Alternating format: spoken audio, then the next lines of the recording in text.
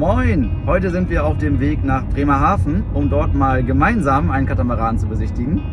Wir schauen uns heute eine Kataclub 1480 an, die dort liegt und die wir heute mit Interessenten gemeinsam besichtigen. Der Klaus, der war schon mal an Bord, der kennt das Boot, hat schon einen 360-Grad-Rundgang aufgenommen. Und ja, was gibt es denn zu dem Boot zu sagen?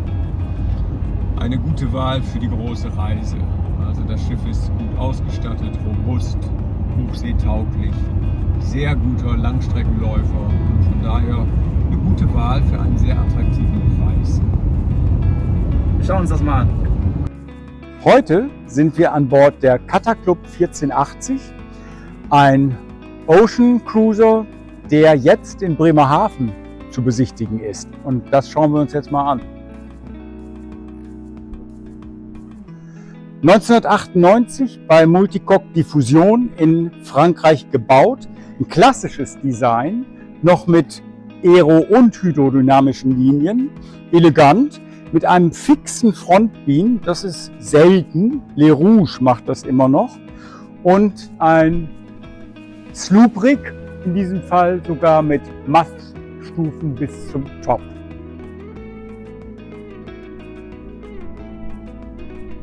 Dieser Kataclub 1480, zu Wasser gelassen 1998, wurde Anfang der 2000er von dem jetzigen deutschen Eigner übernommen, und zwar in der Karibik. Seitdem ist das Schiff hier im Revier in Bremen und hat 15 Jahre auf der Werft geruht. Erst im letzten Jahr hat die Eignerin das Schiff reaktiviert, die notwendigen Maintenance-Arbeiten wurden durchgeführt, neue Segel, neues laufendes Gut, neues stehendes Gut. Also vieles ist wirklich up-to-date, Elektronik, neue Batterien. Und jetzt kann das Schiff für die nächste große Reise wieder aktiviert werden. Mit den stolzen Maßen von 15 mal 8 Meter ist dieses Schiff ideal für ausgedehnte Ozeanreisen. Also ein Schiff, auf dem man wirklich autark weltweit reisen kann. Tiefgang 1,35, 2x56 PS Lombardini Diesel, auch erst 2 Jahre alt. Also das Schiff ist in einem Gesamtzustand, der so auslaufklar für große Fahrt ist. Wir haben eine gewaltige Decksfläche, also sowohl auf dem Aufbau als auch hier diese Seitendecks, die Laufgänge, das Vorschiff, riesengroße Flächen. Hier vorne dann die entsprechenden Locker, große Ankerlocker. Wir haben Lasten mit abgeschotteten Kollisionscompartments bis über der Wasserlinie und Stauräume, Luken, die überall auf dem Schiff sinnvoll angeordnet sind. Dieses Schiff glänzt mit sinnhaften Details, die wir heute kaum finden. Wir haben einen reellen, fixen Bugkorb, der auch nicht verschraubt, sondern durchgesteckt und von unten laminiert und geschraubt ist. Wir haben Dorade-Lüfter, die aber geschützt sind, um eben Schoten und Leinen fernzuhalten. Wir haben Belegklampen, die etwa die doppelte Größe von den heutigen Maßgaben haben. Und wir haben ein Schiff, was natürlich in seiner Gesamtkonzeption keine Wünsche offen lässt bezüglich Strukturfestigkeit, Sicherheit und Performance. Fixe Trampoline, große Ankerwinch mit Fußschaltern, das heißt also auch alles elektrisch. Wir haben hier 80 Meter Kette im Locker und frei zugängliche, gut in den Beam integrierte große Genua mit Furler. Also ein Schiff, das man so eigentlich aufs Meer bringt. Ein neuer Lazyback, neues laufendes Gut, ein perfekt durchgetrimmter und durchgestarkter Mast. Wir gehen einfach mal nach Achtern. Auch hier wieder Luken mit integrierten Lüftern, Thermalüftung für den Dorade-Betrieb, reelle Seitenlichter, Winschen, das ist eine besondere Freude für mich, tatsächlich von Andersen, und zwar elektrisch und manuell betrieben. Dann einen absolut das Schiff überblickenden Steuerstand. Ich habe hier sämtliche Leinen in die Steuerposition geführt. Auch die Genua-Schot der Backbordseite läuft hier direkt auf meine Winch. Das heißt, ich kann von hier aus nicht nur das Schiff überblicken, sondern auch tatsächlich jedes Segelmanöver durchführen. Beeindruckend sind auch die großen Decksluken von Guyot. Im Voll-Alu-Rahmen haben wir hier über der Eignerkabine jetzt Achtern direkt über der Koje und da lassen sich tatsächlich bis zur Einbaumaschine große Lasten durchführen. So, dann haben wir 3x400 Watt unterlüftete Solarpaneele, neu. Dann so smarte Lösungen wie die Entwässerung des gesamten Biminis über die Außenpunkte. Das heißt, ich kann meine Frischwassertanks mit Regenwasser füllen.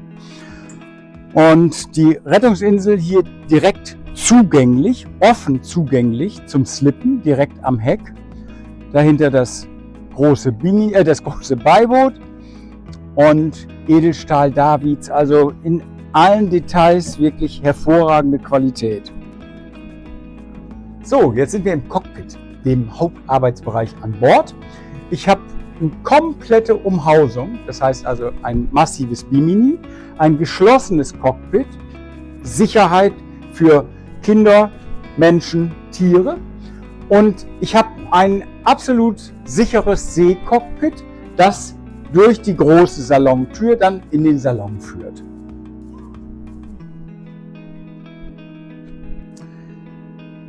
Liebenswerte Details. Der Tisch zum Beispiel ist frei verschiebbar. Die Polster sind natürlich nagelneu. Der gesamte Cockpitboden ist doppelt ausgeführt und bietet eben reichlich Stauraum für Leinen. Vieles ist neu auf diesem Schiff. So zum Beispiel auch hier die Batteriebank, komplett neu installiert 2026. Also technisch ist das Schiff up to date. Und dann gehen wir mal unter Deck und schauen uns die Living Quarters an.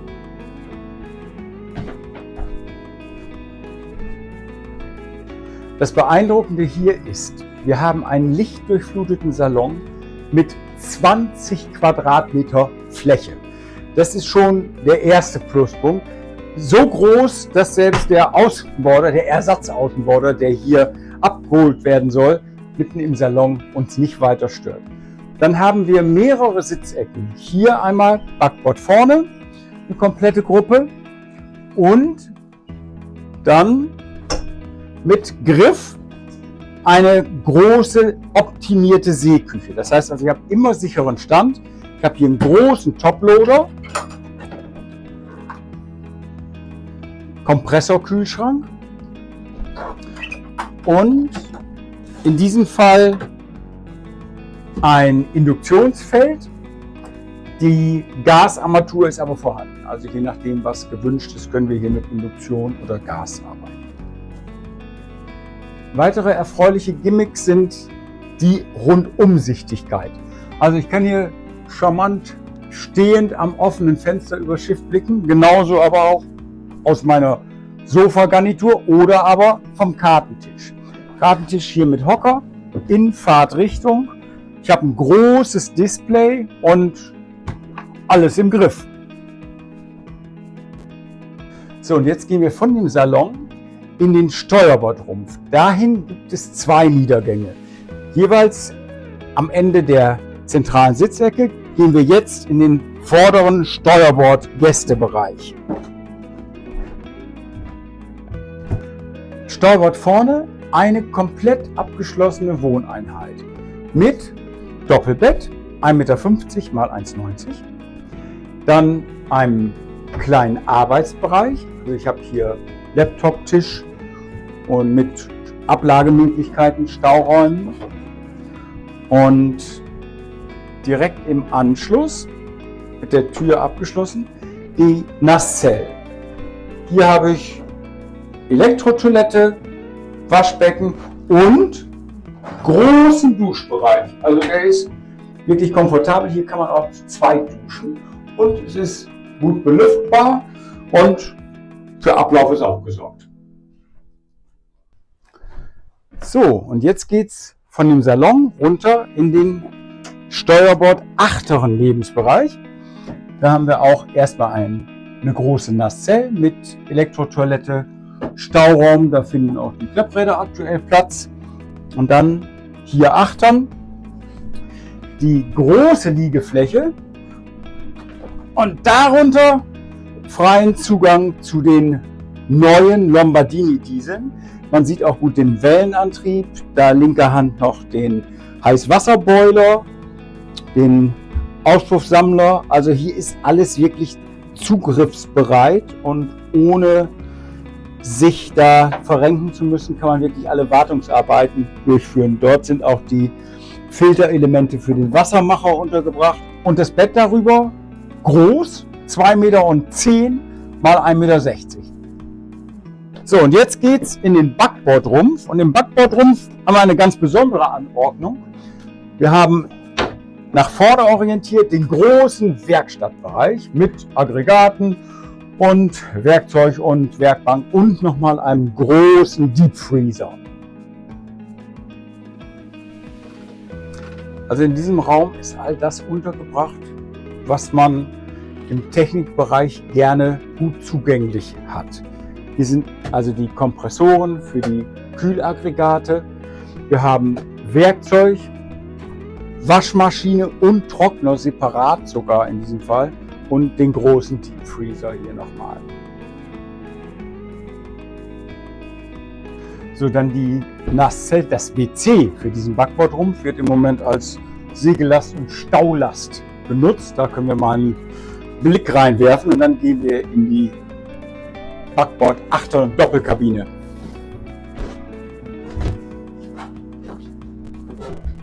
Da hier WC und Duschzelle getrennt sind, haben wir hier komplett die große Duscheinheit.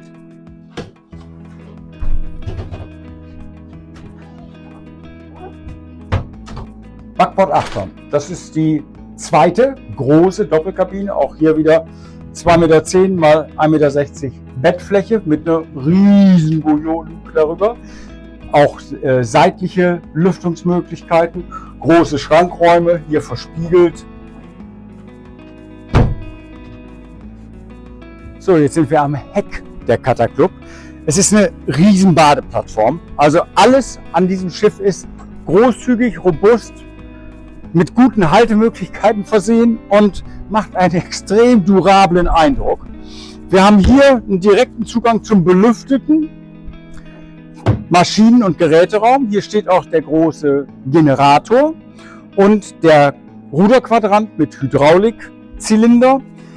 Alles, was an Technik hier ist, ist wirklich gut besehbar und begehbar.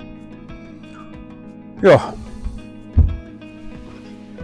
So, jetzt bin ich auf dem geräumigen Deck, dem Salondach der Cutter Club. Hier ist richtig Raum zum Flanieren. Wir haben ein Großsegel in Arbeitshöhe und Lazyback ist natürlich auch neu. Dann viele liebenswerte Details weiterhin, diese aufstellbaren Fenster für das Bimini. Typhon gibt es auch, wieder reichlich Luken und das Schiff will aufs Meer, liegt abholbereit in Bremerhaven und wir freuen uns auf Ihre Anfragen. Alle Details gibt es im Abspann. Spezifikation im Netz bei Capsel.